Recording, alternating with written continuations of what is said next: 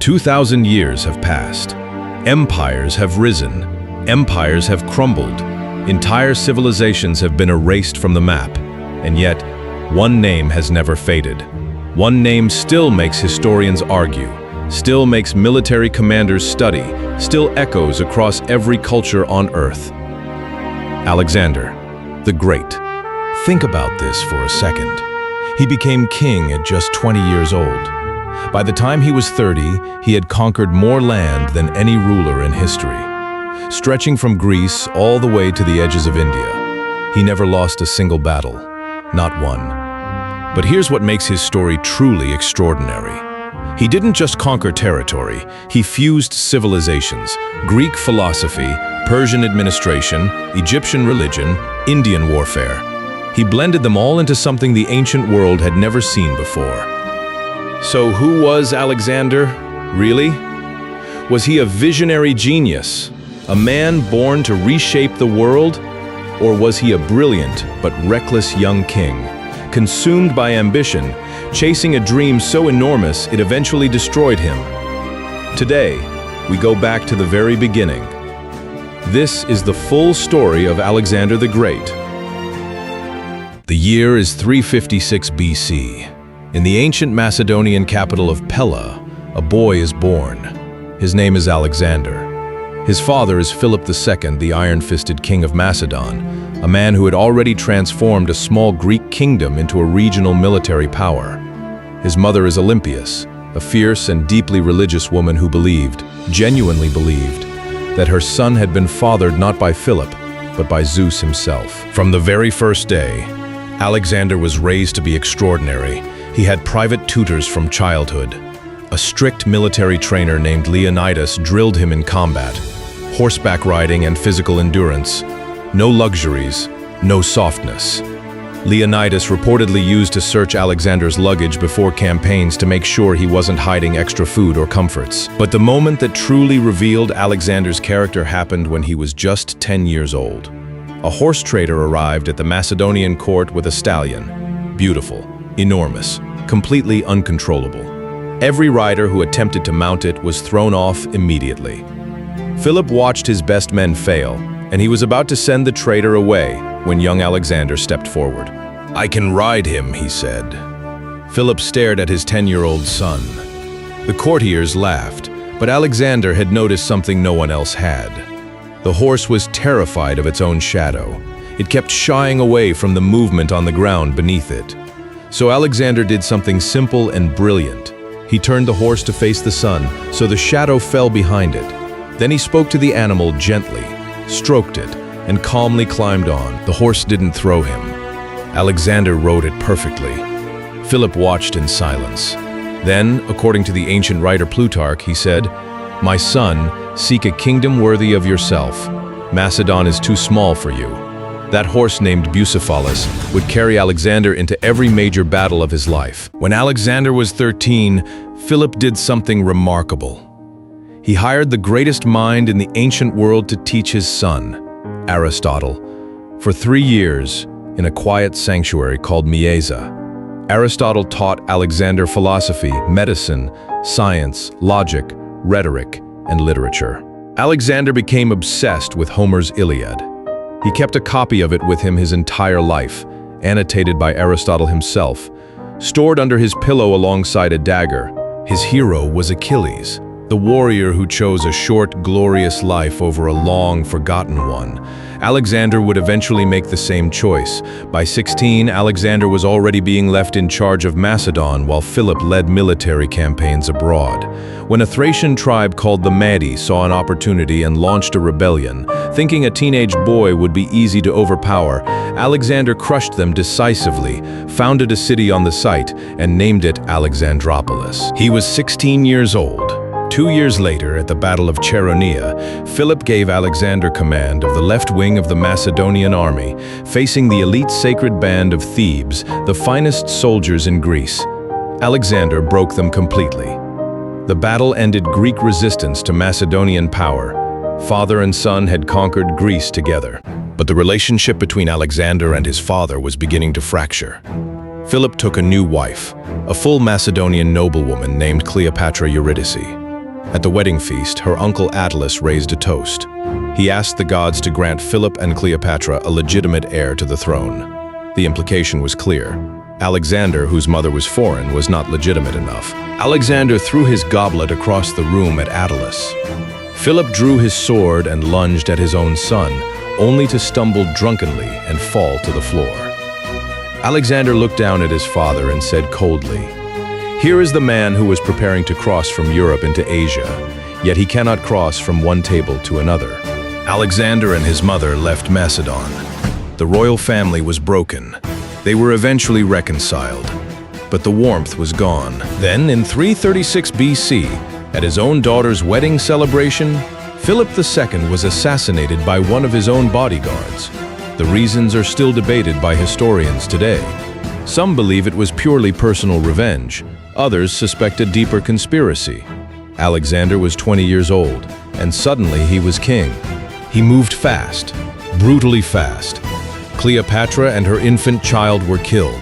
Attalus, Philip's ally, was executed in Asia Minor before he could react. One by one, every political rival who might challenge Alexander's claim to the throne was eliminated. The throne was his, and no one would dare question it. When word spread across Greece that Philip was dead and his 20-year-old son was now king, rebellions broke out almost immediately. Athens and Thebes began organizing resistance. Other cities stirred. Everyone assumed a young, untested king would be easy to challenge. Alexander's response was devastating. He marched south with frightening speed, arrived at the walls of Thebes, and gave the city one chance to surrender. They refused.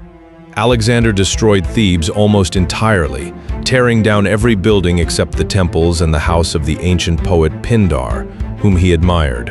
30,000 people were sold into slavery. The message to the rest of Greece was unmistakable. The rebellions stopped immediately. Now Alexander looked east. The Persian Empire, the largest empire on earth, had been the enemy of Greece for generations. It had burned Athens. It had humiliated Greek cities. And Alexander believed, deeply and personally, that conquering Persia was his destiny. In 334 BC, he crossed the Hellespont into Asia with an army of approximately 40,000 men. He left behind his most trusted general Antipater to hold Macedonia and Greece. He brought almost no money. He was betting everything on conquest. Before the campaign began, Alexander visited Troy, the legendary city of his hero Achilles. He ran to the tomb of Achilles, laid a wreath upon it, and reportedly said, "O fortunate youth, to have found Homer as the herald of your glory." He wanted what Achilles had, immortal fame. The Persian response came at the Granicus River, where Persian commanders positioned their cavalry along the far bank, waiting for Alexander to cross. His generals advised caution. The riverbank was steep. The crossing would be dangerous. Wait for morning, they said. Alexander crossed immediately. He personally led his elite cavalry in a wedge-shaped charge directly at the Persian center. In the chaos of close combat, a Persian commander raised an axe and brought it down on Alexander's helmet, nearly splitting his skull. A companion officer cut the man down just in time. Alexander survived. The Persians were routed. Casualties on the Persian side numbered in the thousands. Greek losses were fewer than 100. He followed the victory by marching south along the Ionian coast, liberating Greek cities from Persian rule and declaring their freedom. He was met as a liberator almost everywhere he went. Then came a moment that has become legendary. At the city of Gordium, Alexander was shown an ancient knot, an impossibly complex tangle of rope binding a chariot to a post. Local legend said that whoever could untie the Gordian knot would rule all of Asia. Scholars and kings had tried for centuries. Alexander studied the knot for a moment. Then he drew his sword and sliced through it in one stroke. Whether the story is literal or symbolic, the message was unmistakable. He played by no one else's rules. The decisive confrontation with Persia came at the Battle of Issus in 333 BC. The Persian king Darius III commanded an army that vastly outnumbered Alexander's forces. But Alexander attacked the Persian center with such speed and ferocity that Darius panicked.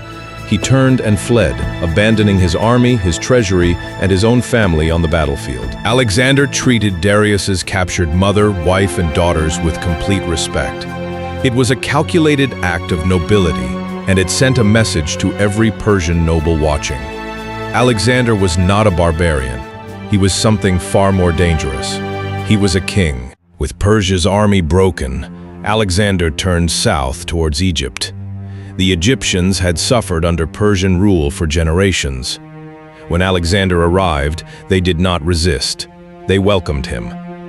The Egyptian priests declared him the son of the god Amun, making him, in Egyptian eyes, a living god and their rightful pharaoh. Alexander accepted the title without hesitation.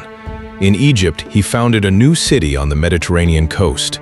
He personally walked the streets, mapping out the grid, marking where the great buildings would stand. He called it Alexandria.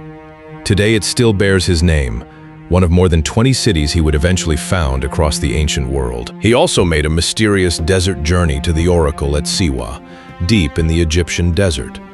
What the oracle told him was never shared publicly. Alexander kept it private until his death.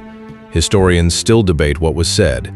Whatever it was, Alexander left Siwa looking different, more certain, more determined, like a man who had just been told he was exactly who he believed himself to be. Darius had been rebuilding. He gathered an enormous army. Ancient sources place it at over 1 million men, though modern historians put the number lower, likely in the hundreds of thousands. Either way, Darius was determined to end Alexander once and for all. The two armies met at Gaugamela in 331 BC. Darius had chosen flat, open terrain specifically to deploy his war chariots and war elephants to maximum effect. He had the numbers, he had the ground, he had every advantage. But he did not have Alexander's mind. Alexander studied the Persian formation and found a gap, a momentary opening in the Persian line. He personally led a cavalry charge directly at Darius through that gap. The charge was so sudden and so terrifying that Darius, for the second time, fled the battlefield in panic. When a king flees, his army collapses. Gaugamela became a Persian catastrophe. Babylon surrendered without a fight. The Persian treasury at Susa, containing wealth beyond imagination, fell to Alexander. Persepolis, the ceremonial heart of the Persian Empire, was captured and partially burned. The burning of Persepolis remains historically debated. Some ancient sources say it was ordered in deliberate revenge for Persia's burning of Athens. Others say it was an accident fueled by a reckless night of celebration. Darius, the king of kings, was later found murdered, killed by his own general Bessus, who hoped to take his throne.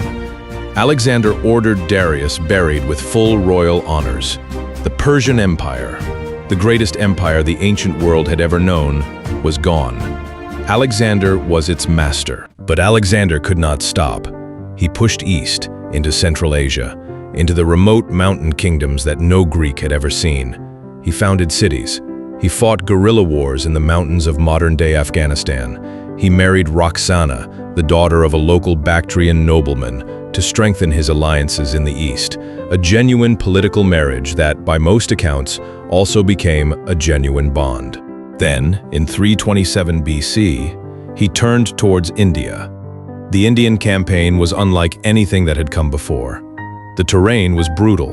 The monsoon rains battered his army, and in the Punjab, Alexander finally met a king who would truly test him. King Porus of the Paurava kingdom faced Alexander at the Battle of the Hydaspes River, and he did so with war elephants, a tactic Alexander's army had rarely encountered at scale.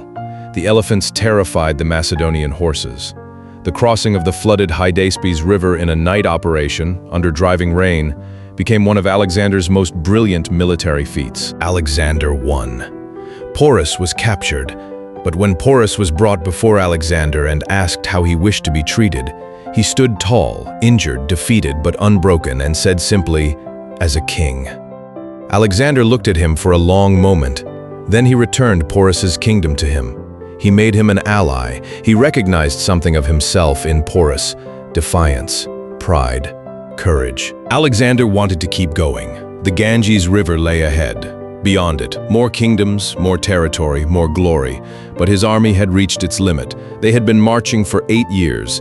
They had crossed mountains, deserts, and flooded rivers. They had fought in blistering heat and freezing cold. They had watched their friends die in battles thousands of miles from home. Many had not seen their families in nearly a decade. At the Hyphasis River, the army refused to march further. Alexander was furious. He retreated to his tent for 3 days, sulking, hoping his men would change their minds. They didn't. His senior general Cuanus spoke for the army. The men were exhausted. They wanted to go home. They had given everything. It was enough. For the first and only time in his life, Alexander accepted defeat. Not on a battlefield, in a tent surrounded by the men he had led across the known world. He turned back west. Even on the return journey, he could not help himself. He fought skirmishes and sieges along the route. During one assault on a Mali fortress, Alexander personally leapt alone over the walls, leaving his bodyguard scrambling to follow, and was struck by an arrow through the chest. For a terrifying moment, his army thought their king was dead. He survived, barely. Alexander returned to Persia not as a conqueror coming home, but as a king trying to hold together an empire too vast for any man to govern. He discovered corruption everywhere. Governors and generals he had left in charge had abused their power, stolen from the treasury, mistreated local populations. He had them tried and executed, dozens of them. He began adopting Persian customs, Persian dress, Persian court ceremonies, Persian titles. His Macedonian generals hated it. They had followed him to the ends of the earth. They did not understand why their king now bowed to Persian traditions. The grief compounded the tensions. His closest friend in the world, Hephaestion, who had known him since childhood, died suddenly in 324 BC, likely from typhoid fever. Alexander's grief was overwhelming and public. He ordered a period of mourning across the empire. He had Hephaestion's doctor executed. He declared his friend a divine hero. The man who had never flinched on a battlefield was undone by the loss of one friend. In Babylon, where he had returned to plan a new campaign into Arabia, Alexander attended a banquet in June of 323 BC. He drank heavily through the night. The next morning, he woke with a fierce fever. The fever did not break. Over 12 days, his condition steadily worsened. His generals and soldiers filed past his bedside weeping. He could no longer speak, but he reportedly recognized each of them as they passed, lifting his eyes in acknowledgement. On the 11th or 12th day, historians debate the exact date, Alexander the Great died. He was 32 years old. The cause of his death has been debated for centuries. Typhoid fever complicated by other illness is the most widely accepted explanation among modern historians. Some ancient sources suggest he may have been poisoned. The truth may never be known. When asked who should inherit his empire, his final words, if the accounts are accurate, were simply, "to the strongest." No one was strong enough. His empire was divided, fought over, and eventually fragmented by the generals who had served him. None of them could hold together what one extraordinary man had built. So, was Alexander truly great? He was, without question, one of the most brilliant military commanders who ever lived. In 13 years of campaigning, he never lost a battle. He shaped the ancient world so profoundly that we still feel his influence today, in the spread of the Greek language, in the founding of cities, in the blending of Eastern and Western cultures that historians call the Hellenistic Age. But he was also a man of enormous contradictions, generous and ruthless, visionary and reckless, capable of extraordinary nobility and of terrible violence. He was, in the end, deeply human, driven by something restless inside him that could never quite be satisfied. Not by conquest, not by wealth, not by the admiration of the entire known world. The greatest empire in history was not enough for Alexander the Great, and that may be the most fascinating thing about him. If you enjoyed this video, make sure you hit subscribe. We cover the greatest empires and rulers in history every week, right here on Empire Tales. Drop a comment below and tell us, who should we cover next? Genghis Khan? Julius Caesar? Suleiman the Magnificent? Let us know. We'll see you in the next one.